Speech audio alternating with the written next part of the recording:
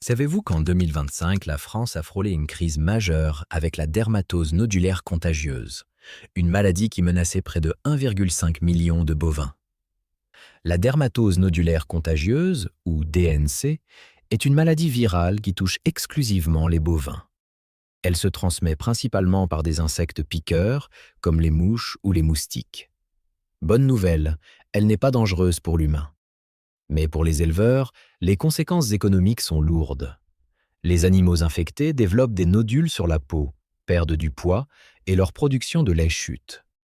Une épidémie incontrôlée peut mettre en péril des exploitations entières.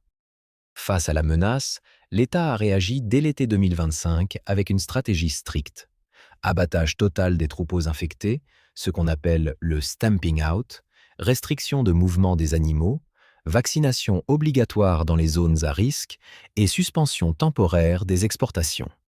L'objectif était clair, éviter une propagation qui aurait pu toucher jusqu'à 10% du cheptel français. Mais cette stratégie a suscité une vive réaction chez les éleveurs.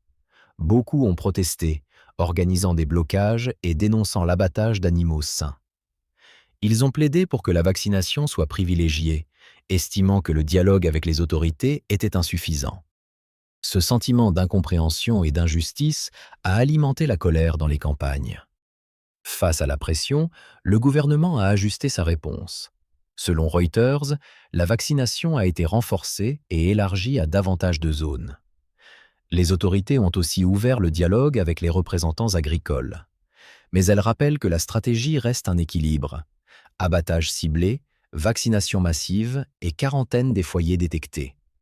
Aujourd'hui, d'après les autorités, abattage total des troupeaux infectés, la situation est considérée comme sous contrôle. Est-ce uniquement grâce aux protestations des éleveurs? Pas tout à fait. Les mobilisations ont accéléré certains ajustements et ouvert le débat public, mais le cœur de la stratégie reste fondé sur les recommandations des experts vétérinaires. Cette crise pose une question essentielle. Comment concilier la protection de la santé animale, la viabilité économique des exploitations et le bien-être des éleveurs? Le débat reste ouvert. Et vous, où placeriez-vous le curseur?